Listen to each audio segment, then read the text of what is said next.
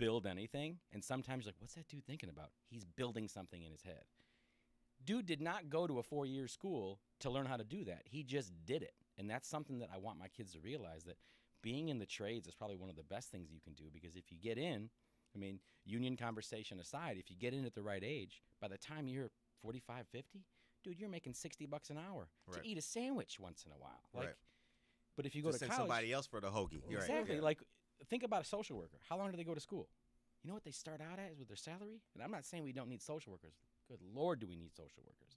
But we got to start valuing them more than we value some of these guys that are doing stuff that isn't really contributing to the society on the whole. I agree. No, but I totally agree. if you can build something, you are of purpose. Yeah. And there's nothing wrong with whether you're pouring a drink or you're building a sandwich or you're building building a building. That tactile act of actually doing something, in my opinion, is relatively recession-proof. AOC was pouring drinks. Exactly. Before. Like, that's one of the things. Before I got elected, people were like talking down to me because I had no elected official experience. How the hell am I supposed to have elected official experience if I don't win? Fact. And yeah, and one of the things that I learned very, very early on is that in the service industry is that you're going to be a doormat, but you have to know how to take it. Not so that you can be a doormat forever, but you need to understand that sometimes it's not worth the argument when somebody's giving you crap over the size of your manicotti. It's a little bit of pick your battles, Yeah. and it's also a lot of common sense. Yeah. I think back, I worked at Olive Garden when I was Me too. Route 59? Not that one. Okay. Yeah, but shout out to the Route 59 Oh, one. yeah, Oh yeah, darn, I what's know up? about Jobs yeah. at Went there for Olive training Garden. once This I upon was a a time. server. Server? I was a server, and then I started being a food runner in the back. I was a dude making sure that everybody's shit got there hot and on time. Like, nah, Soup bruh, and breadsticks? it's not you and Sally's food going out just because y'all homegirls. No, Yeah. Steak, table 10, make Whole crew, yes. Curtis, hit me with this steak.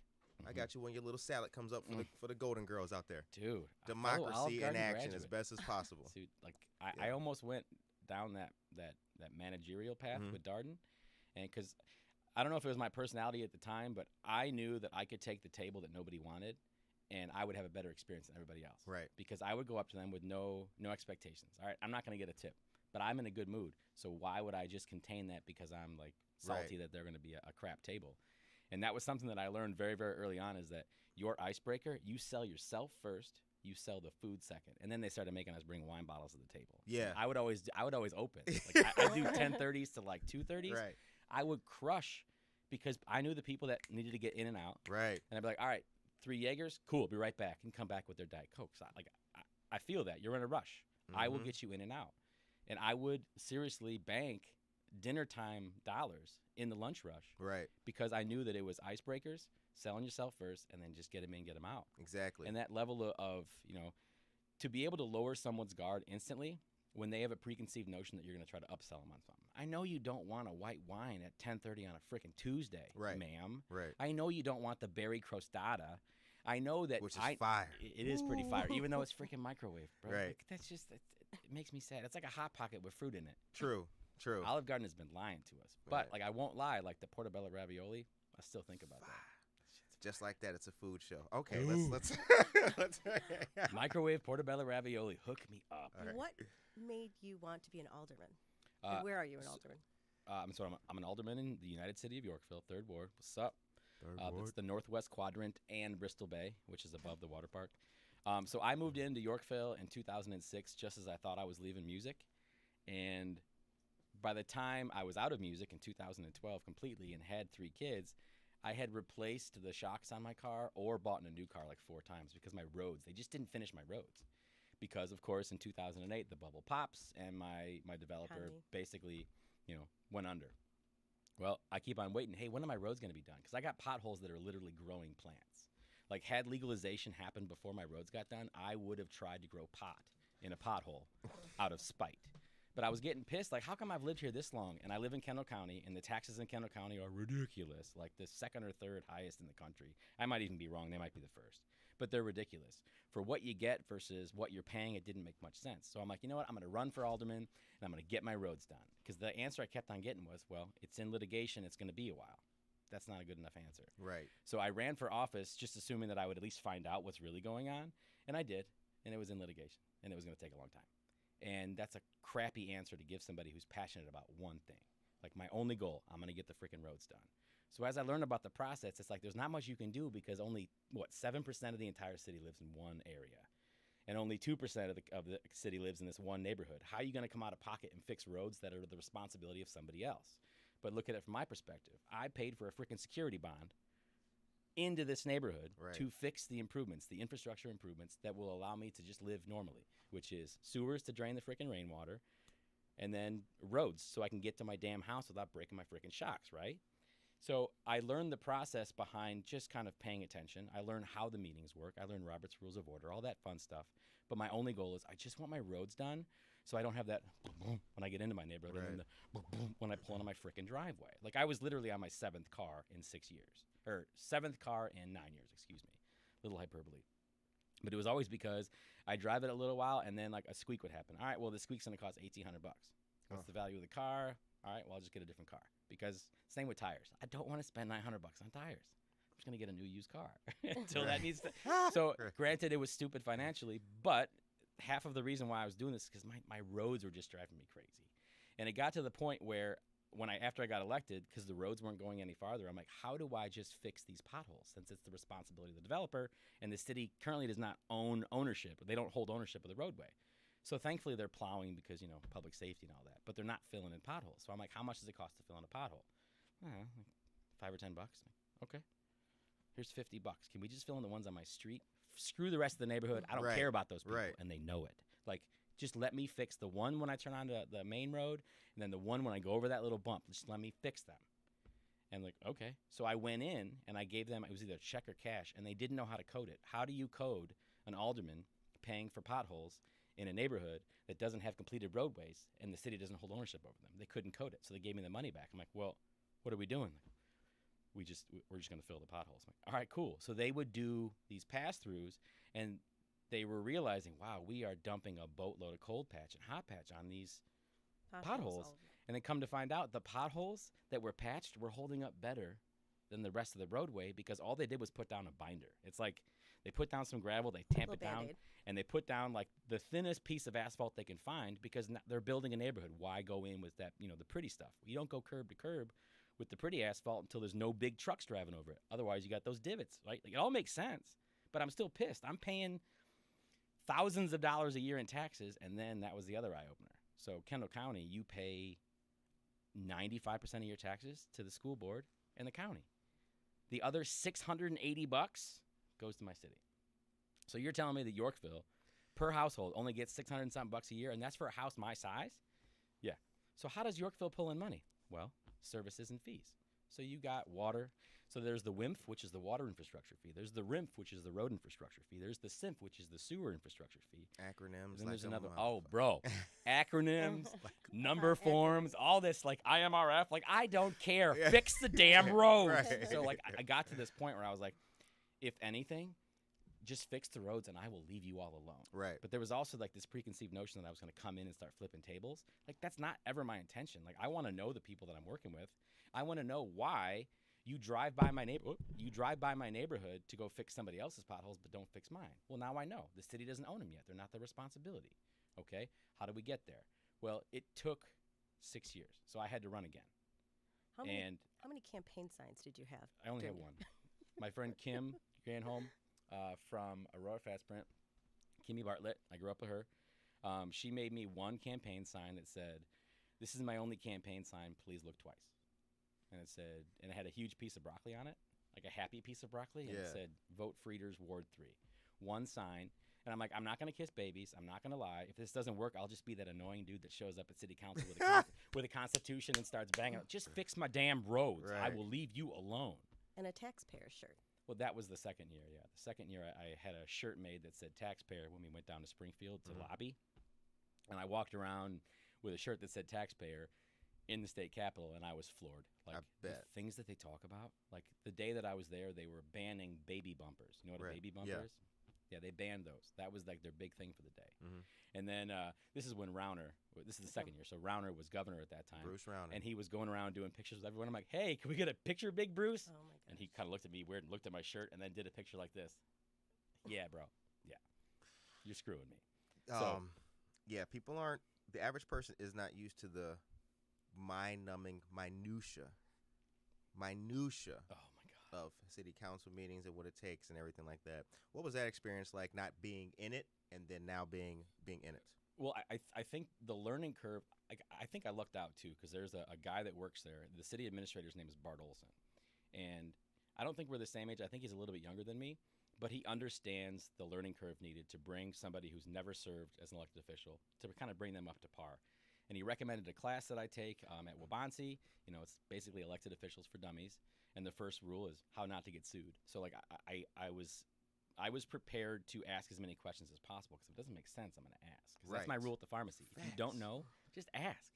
You're not going to, there's no stupid questions. If you ask me the same question 3 times in like 3 days, and every single time I've dropped what I'm doing and I've helped you, I might have an issue with that. But again, ask your questions. So I would go through these packets, and I'm sure you guys are familiar with Aurora City Council packets. They can be 150 pages. They can be 1,000 pages. Yes. And I would read every page, and I would highlight, and this is where I got really big into using Adobe PDF comments. Like, I was going crazy. Highlight this, make a little comment. And then I would copy all my comment questions, and I'd send them over to Bart, the administrator. And the administrator's job is to answer all questions for all elected officials. Right. So when I would ask questions, he would respond to me, but then include everyone else on BCC saying elected officials blind carbon copied, because the Open Meetings Act is a real thing. Yes. So, but my questions, I was getting phone calls from other aldermen saying, thanks for asking that question. I never thought to ask it. So here I am coming in blind, and this is one of the reasons why I think term limits make the most freaking sense. I stopped giving a shit about 4 or 5 months ago. I stopped looking so hard into the minutia. Well, that's complacency. I am completely guilty of complacency. The world is heavy. I've lost my luster for being an elected official in Yorkville because you said it, the minutia. Like, why do I need to know this? What is this doing on the grand scheme of things? And that's why I think term limits for local elected officials, 2 terms. Because, bro, you start believing your own BS. I don't have much BS because I got a wife and 3 kids, and I get just pummeled with my own, self-doubt. But I mean, some people actually think that their opinions frickin' matter. I don't have an opinion on everything, too, which pisses people off.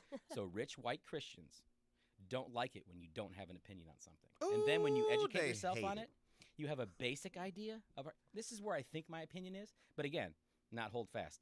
Don't hold me to it. It's not my line of work. It's not my profession. Or guess what? It doesn't matter to me. Like, I am not afraid to say my opinions change with new information, or I don't care. It does When not the impact me. facts I don't change, care. sir. Yes. My opinion changes. Yes.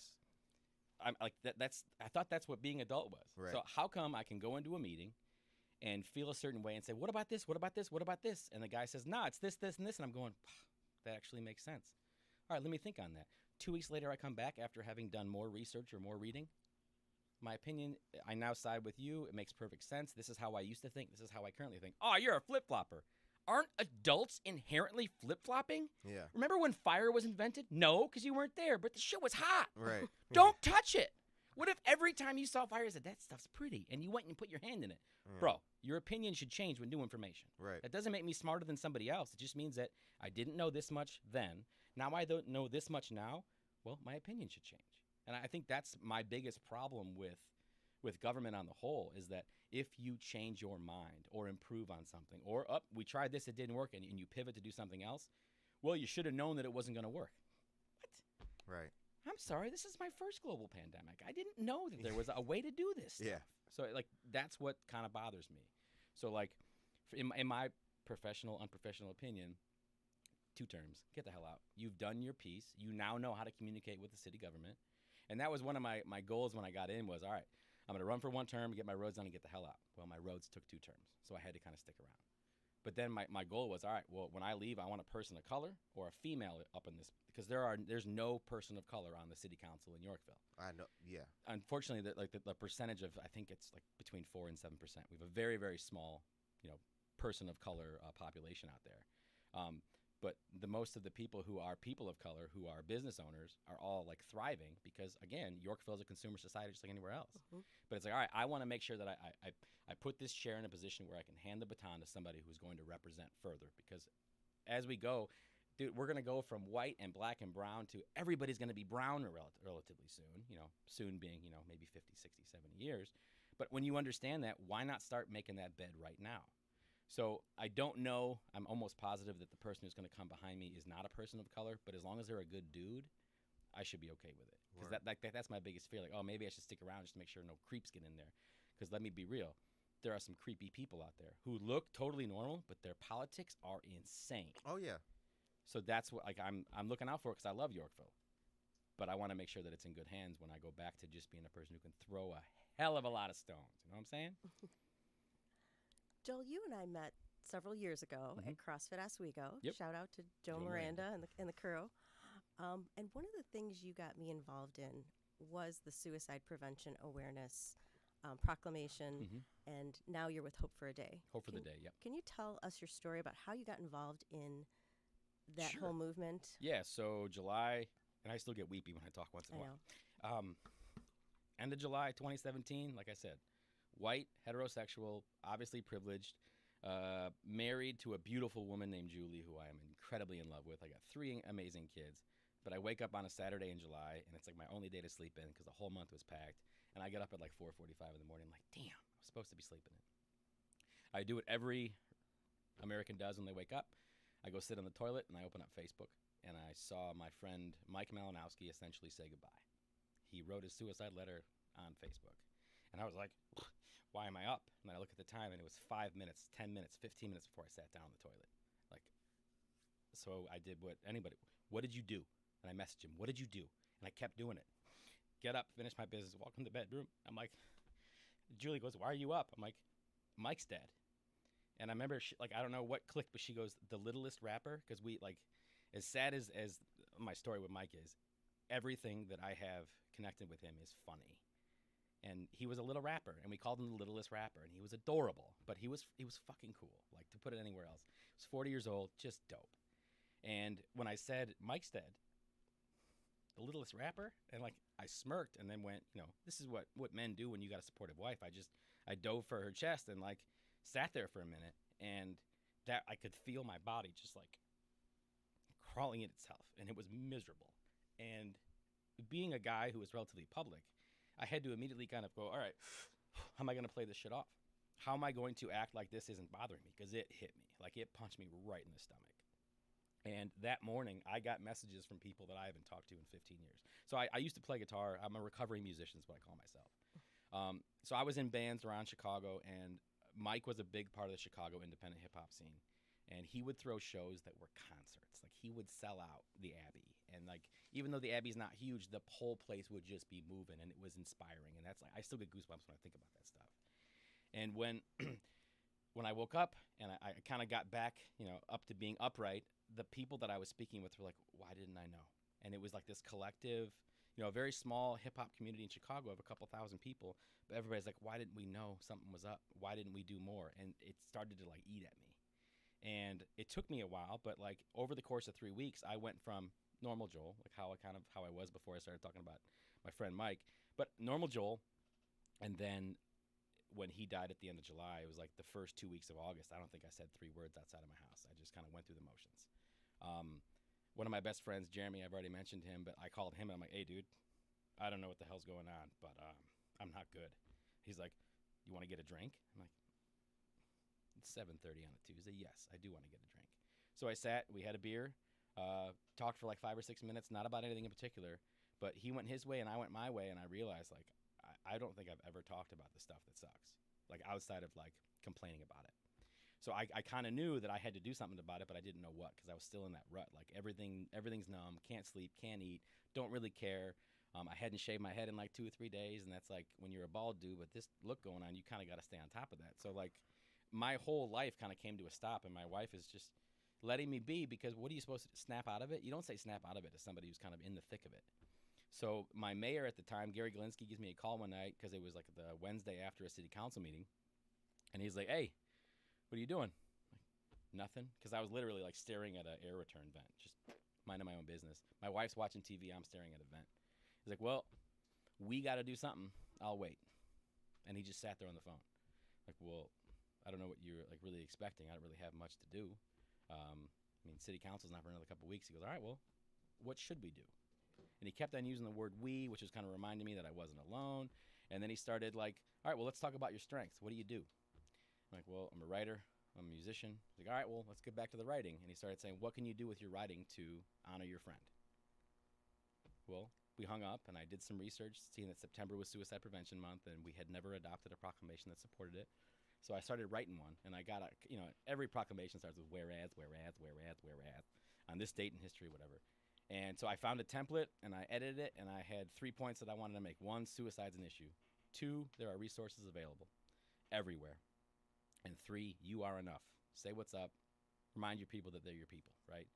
So I asked, hey, can we adopt this? And he goes, yep, absolutely. So we put it on the agenda for August 24th, 2017. City of Yorkville adopts the NSPAM, which is the National Suicide Prevention Awareness Month proclamation back in the day.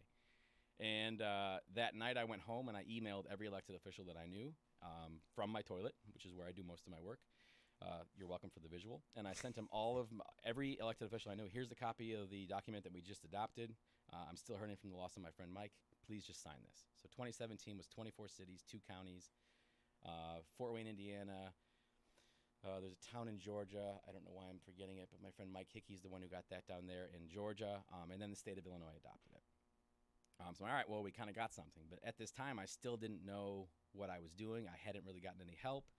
I was still using the term committed suicide as if my friend had committed a freaking crime, when that was something that I kind of had to be taught.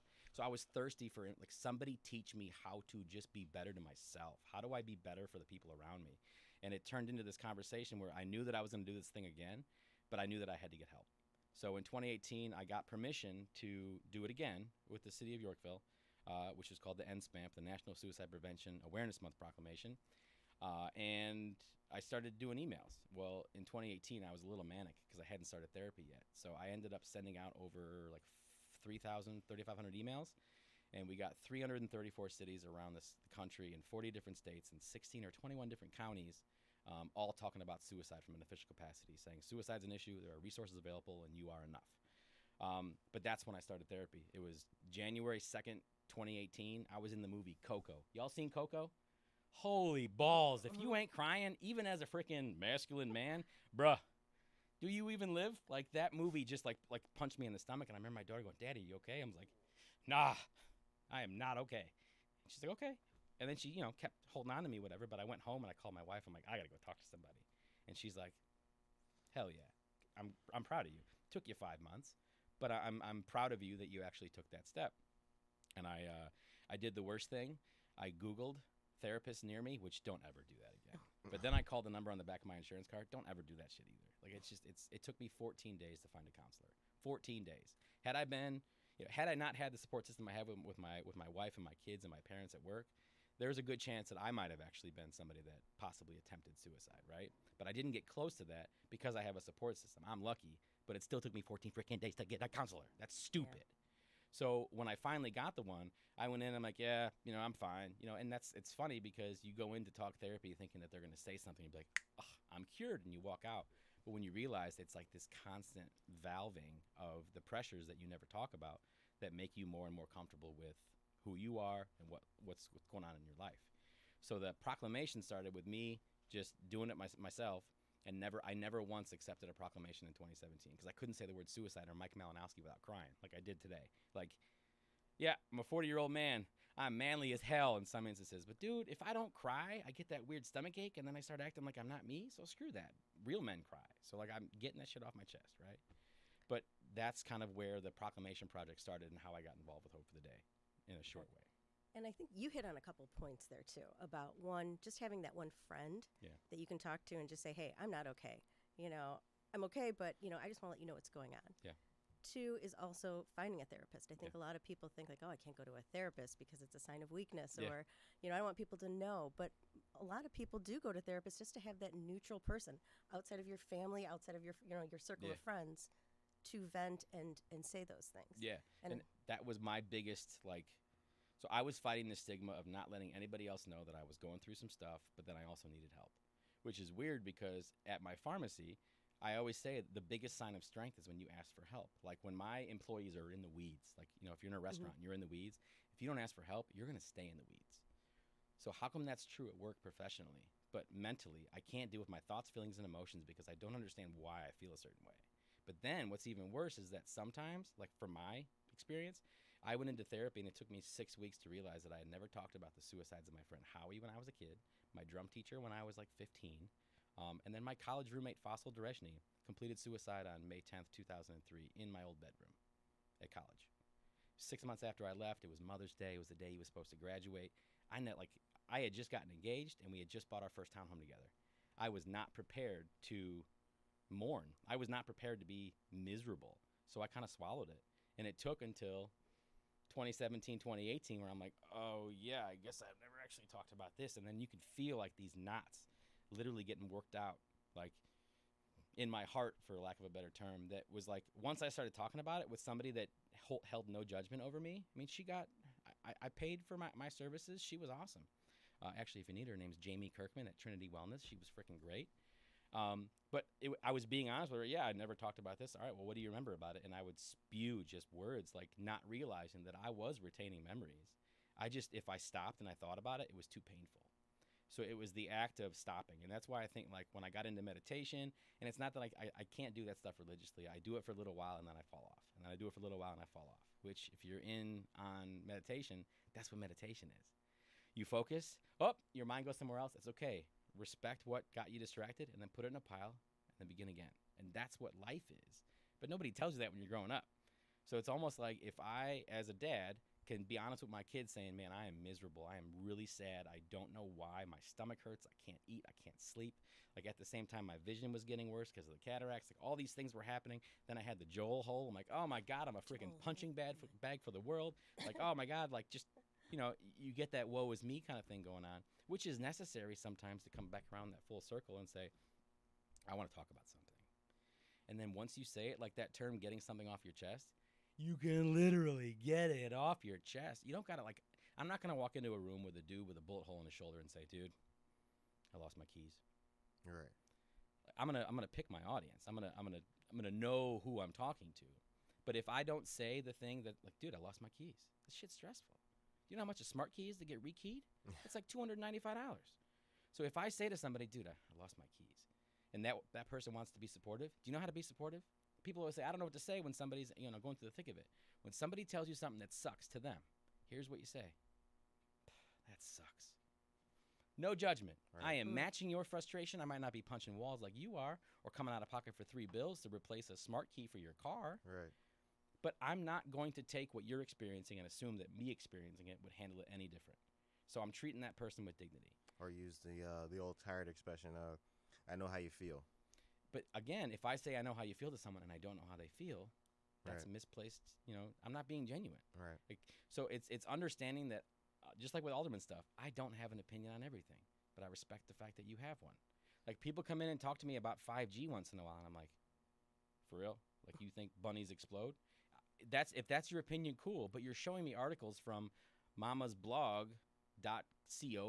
Like, I'm sorry, I don't refer to your reference as being relatively reliable. Realnews.com. But again, if that person's coming at me and they're passionate about it, I can conversate with them. I might not agree with them, but I'm not going to pile on to whatever else they're carrying. Right. And that's something that I was doing to myself, because I would walk into the office with all these things that I was worried about or bothered with. And rather than, like, getting them off my chest or writing them on Post-it notes saying this is what I can control and this is what I can't, I wasn't doing any of that. I was just shaking my bottle. And it took until I worked with Hope for the Day to realize that, dude, the mind is a freaking pop bottle. They call it a soda bottle, but I'm from Aurora, damn it. So the mind's a pop bottle. You're shaking it every day. There's this stuff inside of you that you don't know what's shaking it. Like, with me and my self-doubt and stuff like that, Catholic guilt, self-doubt, not feeling like I'm enough, all that stuff. But then there's taxes, there's traffic, there's, politics, there's global politics, there's the national political scene, there's institutional racism, there's all these things that are wrong in the world. And when they compound and you don't get that stuff off your chest, that's when the pop bottle explodes and you have a mess on your hand. What does depression look like? I think depression can look different for everyone, and that's like the beautiful thing with me not being like a clinician or a therapist, but working with a mental health organization, is that from our perspective, we're coming at it as a peer. Like, this is my connection to mental health and suicide prevention, and this is why I am passionate about talking about my feelings, my thoughts, feelings, and emotions. But depression can look different for everybody. Like, I know for me, depression was 80,000 things that I'm doing. Like mania, but like professional mania. Wow, look at Joel getting so much done. Yeah, bro. I was trying to ignore the fact that I was miserable. And like, that second year, 234 cities, whatever. It's a big deal. Let's double it. Let's triple it. Yeah, but at what cost? Like, Right. what was I doing to myself? I'm sending emails to strangers. And the one thing that nobody talks about with city government, there's no database of elected officials because the turnover is every 2 years or every 4 years. Right. So how would anybody keep up with that? It's nearly impossible. And then when you get down to it, there are more cities with 10,000 or less people in this country than cities with 50,000 or more. Right. And Yeah. some of those cities don't have a website. Like they got Angel Fire stuff. Like there's a little like that the old gifts on Yeah. the bottom, you know? Like that's an Angel Fire website, man. I grew up next to Indiana, close to border India. There is a million towns. Yeah. With populations of just scant people. And the only They way to ain't get a got hold of no- them is a P.O. box or a phone number. Exactly. Trust me. There's 4 cops in this town. They ain't got no website. Right. Yeah. So how do you do outreach on a project that's important to you if for the first like 4 or 5 months of 2018, I would say 80% of my emails were bouncing back because either that elected official, quit or moved on, or they don't care. I mean, like that's the thing with election cycles. I mean, you have a 6 month before everybody's excited for it, and then you got 18 months so people settle in. And then on the federal level, or some of the state levels, you got 2-year terms. By the Right. time they're finally understanding what they do for a job, they got to rerun. So how are they going to get anything done? But understanding that my goal was to talk about suicide and mental health so that the people in these cities knew who their mental health partner was. Right. And that was my big goal. And then I meet Hope for the Day. They changed my opinion on all of the things that I had previously assumed because nobody talks about suicide in like, especially Catholic schools. Nobody talks about like suicide and mental health. No. So, take care of yourself. That's it. We talk about self-care Sundays. Okay. Well, yeah, bath bombs are dope. Goat yoga sounds fun. But is that really helping me release the stresses and the pressures of the week that build up? Right. And it's like I had to learn healthy techniques. Yeah, a coping mechanism on a Friday afternoon is to crack a couple beers. But if I do that at 11 o'clock as opposed to 6 o'clock, I'm kind of sending the wrong message to myself that type of distraction is okay. It's not a coping mechanism if it negatively impacts the rest of your life, like the thing that you're attempting to kind of get away from. Right. And it's one of the reasons why I'm always a little bit skeptical when somebody asks me to come talk about suicide prevention or mental health is that I think they assume that I'm going to be relatively clinical or safe. I'm a dude, I'm a 40-year-old white dude, super privileged, beautiful wife, 3 crazy kids. If I don't have the permission to give myself, if I don't give myself permission to talk about the stuff that bothers me in an attempt to inspire you to at least talk about the stuff that bothers you to somebody that you trust, I'm not doing what I think I should be doing with my time. Right. They're opening up Yeah. those difficult conversations. And Exactly. So letting we want to people make know. the conversation approachable as opposed to saying, come sit down next to me and tell me your feelings. That happens sometimes. And like I said, the best thing to say to somebody who's going through this stuff is, man, that sucks. And then I'm here. Right. Being there and taking them seriously and not judging them is the easiest way to just let somebody exist. And it's also incredibly freeing. Yesterday morning, myself and my friend Aaliyah and some other folks from Nature's Grace and Wellness, the cannabis company, were down at Greenhouse in Morris, which is a dispensary for recreational and medicinal marijuana. We were doing the education, and you can see people just kind of like their eyes up. Of course, you can't see them because of their mask, but like you could see people realize that mental health isn't something where you have to go and do something. Mental health can be as easy as not doing something, which is when somebody comes up and tells you, bro, I'm pissed about this. Instead of responding like you think that they should be acting a certain way, man, that sucks. Like my stomach calms down when somebody's coming at me and I can tell that someone's tense with this interaction. Hey, how's it going? Or, good to see you. Because how are you doing can be a question that you really don't want to answer, right? So, hey, good to see you. Takes that out of there. And then when they come at me with what they're upset about, it sucks. Right. I'm not carrying your weight, man. I got enough of my own. I think I've gone in a little bit on some of the stuff that I'm still carrying, but I don't need to carry your stuff. But when you look at it with like in the vein of stigmas, bro, if I look at you and think that you should be acting a certain way, I'm actively using energy that I could be using on something else. Right. Yeah. So rather than carrying that assumption that I have to judge you or I have to compare you to, why would I put 2 people on 2 different pedestals right next to each other? Who cares if they're the same or they're different? As long as they're not stealing my stuff or punching me in the face, I should give them the room to exist the way that they choose to exist, right? Right. Yep. So like we talk about stigma a lot, and that's like this month for Suicide Prevention Month, we got the Stigma Swear Jar, which is hashtag Stigma Swear Jar or stigmaswearjar.com, where we've asked the whole country, the whole world, tell Stigma how you really feel. Maybe throw a couple bucks in the swear jar, but be honest. Like we want people to swear at Stigma, whatever stigmas they're holding on to. We want them to share those stigmas, because when you tell your story, you inspire others to tell their story. And then we want them to support. I mean, I'm not going to be angry if somebody doesn't throw a couple bucks in the swear jar, but the idea is to start the conversation. And that's what Hope for the Day does. We start the conversation in every intersection and industry as possible. You're also doing a project, Smash the Stigma, with some local restaurants. So that's Smash the Stigma was kind of born out of the fact that I got a whole lot of friends in the restaurant and craft beer industry that I met just through being a fan of their food, or helping them open. So in addition to being a relatively serious craft beer snob, I'm also a little bit of a purveyor of burgers. So I had the idea to, what if we got all these restaurants to utilize the social media assets and branding of Hope for the Day, and put one menu item on their menu from today, Thursday, September 10th, World Suicide Prevention Day, through Sunday. And I'll get a bunch of restaurants, and they will tag each other in the burgers that they post, and their recipe will be specific to this 4 or 5 days. And a portion of those proceeds, when they hit their sales goal, will go back towards Hope for the Day. And then we have a trophy that Mike Mancuso from the Yeti's making. It's pretty cool with his 3D printer. But we wanted to find a way to, how do you bring the topic of mental health and suicide prevention into a restaurant when, even though some people might know it, but the food and beverage industry suffers with mental health issues all the time. Yes. And just because you go to a restaurant doesn't mean you see what actually happens in the back of the house. So it's understanding that mental health isn't just important for the back of the house and the front of the house staff, but we need restaurants to take responsibility and say, hey, we understand that this is an issue. Mental health is an issue. Suicide is an issue. If we start the conversation by identifying the fact that the reason why we're silent is stigma, and we do it collectively, like we got 17 restaurants and breweries from Illinois and Iowa. Like Gillerson's Grubbery's doing the Bourdain burger. Kraft Urban's doing the Hope for the Day burger. They're up in Geneva. And then also in Geneva, we got Barrel and Rye and Burger Local. And so they have 4 restaurants. So this is the Bourbon Belly group. So Nick Roberge and Jack Waters.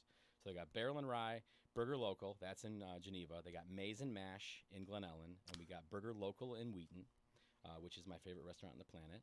And then we got Rowdy's in Yorkville. Rowdy's was the first response I got. And they're doing a burger called the Semicolon.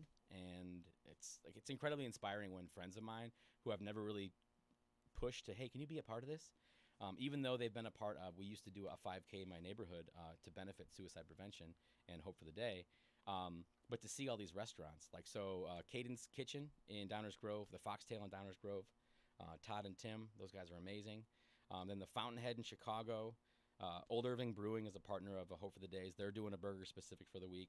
But then Barntown Brewing in Des Moines, Iowa, which is incredibly inspiring because as hokey or as simple as Barntown Brewing might sound to the outside eye, these people are pumping out incredible beers. And Alex, the other brewer there, used to be down at Brickstone.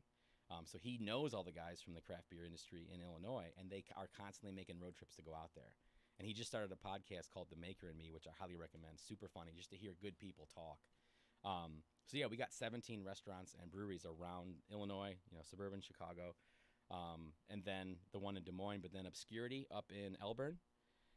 If you haven't been there, their smoked meats are freaking incredible. But they do meads and craft beers, and then they own Lodi Tap House in both Utica, down by Starved Rock, and then Maple Park. And their smash burgers are insane. Where's the Obscurity again? Obscurity is in Elburn, just north of the train tracks, just past Reams, if you're going north. If there was one good thing to come out of COVID, I think it was that everybody realized, especially with the restaurant industry, that it's okay to say that you're struggling, because we're all struggling. Yeah. Check on your neighbors. Be there to listen to people, or if you're not seeing people, reach out to them. Yeah. Make a difference, make an impact. Yeah, I think most of us have kind of realized that this is a blatant collective trauma. Like, there's nobody on the planet, in my opinion, that hasn't been affected or impacted by this in some way, shape, or form.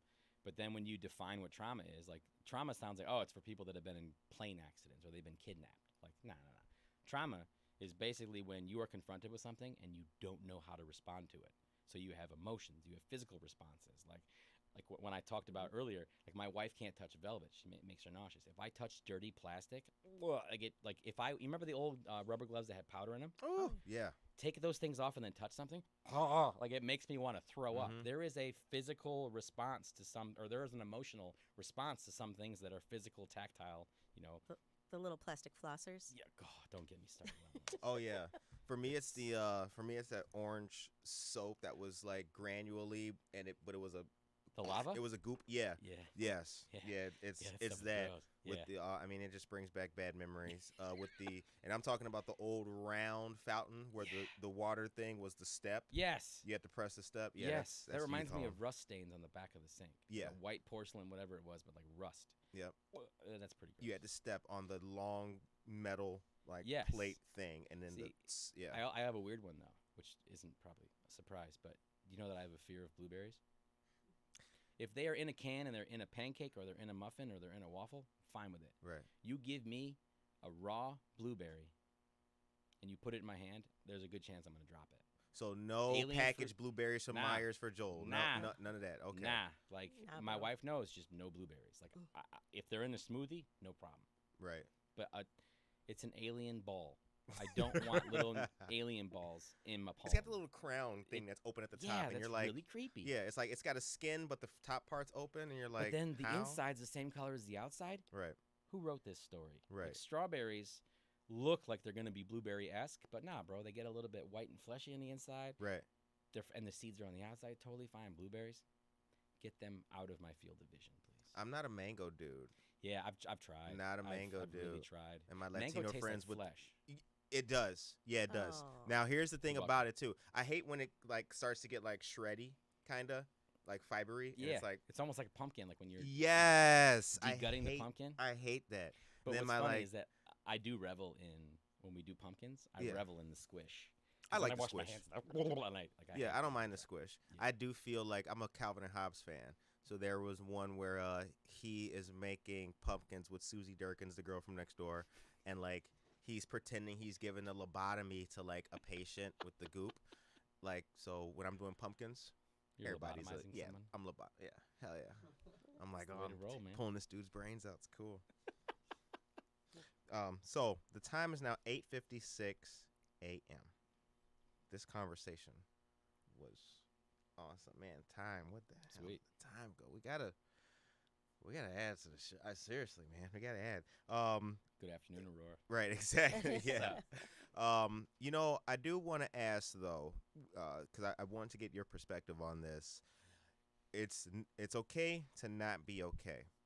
Now, with your background in the service industry, understanding and building rapport with people, but also preparing yourself for your personal expectation of what this may be. Mm-hmm. You talked about how you can see the conflicting, some people can't handle certain tables. We're going in there with an open slate. If they're going to be an asshole, fine. Yeah. I'm going to be prepared for whatever they give me, and then making a lemonade out of that lemon. I believe there's no proper way to do it. You're never going to be there's no manual to read for that kind of thing. No. But what would you say to specifically young people who are having those issues, those anxieties, those self-doubts within themselves, and are already experiencing those mornings where they're waking up and just not fucking feeling it? Yeah. What would you say to them? It's okay not to be okay Mm-hmm. is appropriate. Yeah. But what would you say to them with your experience of what you've been through in your life? It's time to be selfish. As the world stresses go up, you have to surpass the amount of stress that you're basically putting on yourself, Right. whether it's voluntary or involuntary.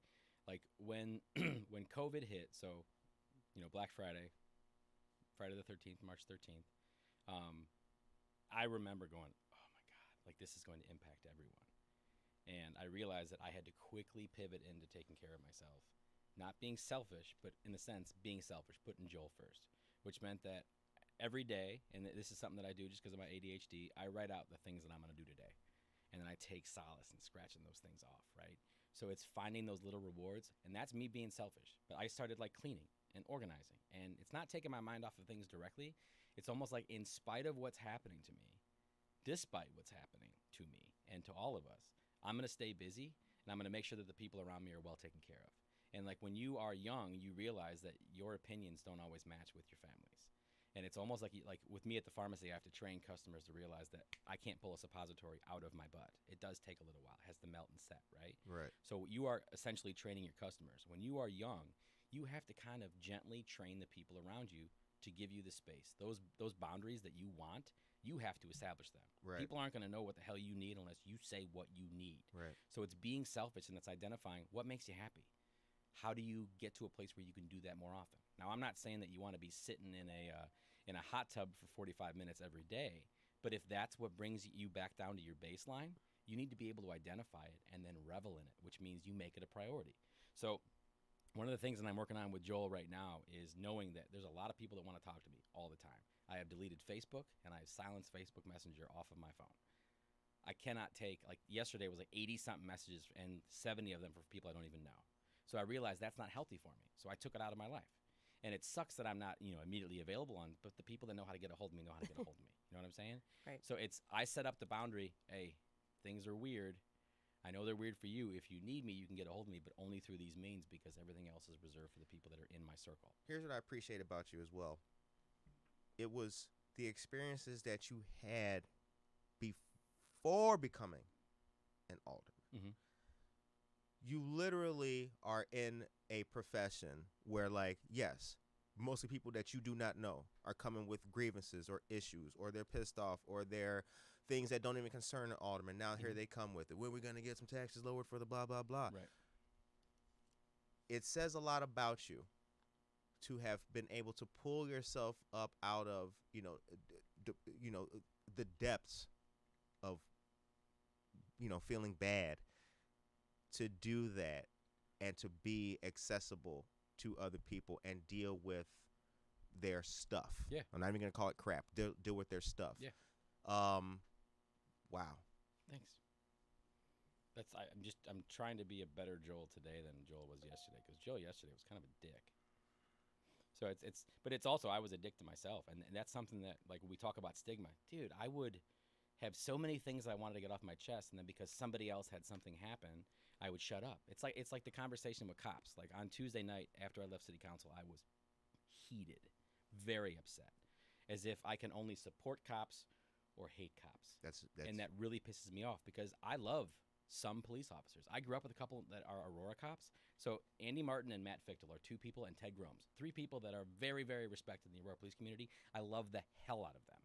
But I also tell them, I expect you to weed out these other assholes, right? I hold them to a standard that most people don't, because I love and respect them, and I've known them forever.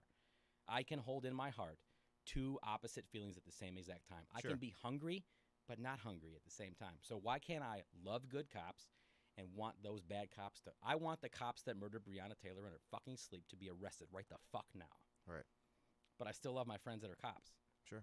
Yeah. I can hold 2 conflicting things, but when you talk about stigma, I can't talk about the fact that I lost my keys because you got your house repossessed.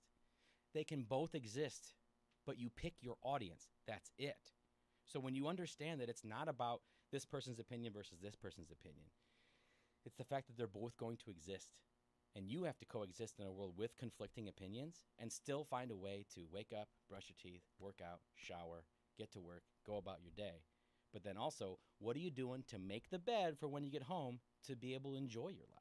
And I know that some people are working 2-3 jobs right now and it's miserable. Mm-hmm. But if you need something to do for yourself, the smallest thing you can do is not beat the crap out of yourself for having thoughts, feelings, and emotions. Like, I'm now learning to sit. Like, why am I pissed off? And I identify it, and I try to write as much as I can about it. Not for anybody else. I'll delete the notepad. But I want to know, why do I get pissed off about this? Why does it hurt my feelings when I find out about something that I've been working on is now changed? How come I'm the last person to know? I'm not. But I'm still susceptible to those types of feelings. I'm giving myself the ability to feel things. And that's something that I don't think we're ever taught how to do. The time is now 9:01 a.m., but it's all good. The show ends on a positive note. What's the message for the day? It's okay not to be okay. Just get things off your chest. And then please go visit Hope for the Day on social media, Instagram, Facebook, Twitter. And then also, if you can, swear, share, and support it. That's stigmaswearjar.com. Shout out to Hope for the Day. Thank you very much for listening and tuning in to our show, Good Morning Aurora. We've been blessed to sit down with our brother, Mr. Joel Frieders. Like he said, the Stigma Swear Jar, hashtag Stigma Swear Jar. Shout out to Hope for the Day. It's okay not to be okay. This was awesome. We appreciate him for coming in, and from us to you, be motivated. We got a big announcement coming at 11 a.m. I'm legally bound not to say anything about it, but there's something really big happening at 11 a.m. All right. Damn, that's a teaser, and we can't even debut it at 11 a.m. Damn. So where can people find out about this at 11 a.m.? Yeah, where can they find out? You're tricking me. at Hope for the Day on Instagram and Facebook and Twitter, but then also hftd.org or hopefortheday.org. Tune in at 11 o'clock for that. Tune in to 11 o'clock for that. Follow up with that. All right. From Good Morning Aurora to the rest of you, be motivated. Be motivated today. We out.